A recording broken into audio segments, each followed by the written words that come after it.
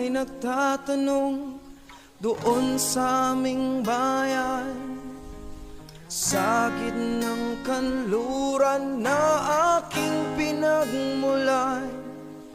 Sila'y nalilito, ba't daw ako nagkaganito? Kung ano ang dahilan, ako lang ang nakakaalam.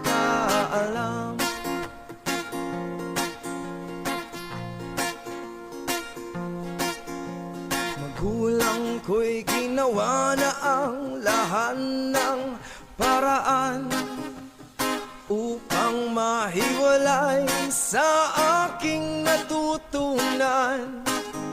Subalit hiniwan ko ang binigay na karangyaan, at kung ano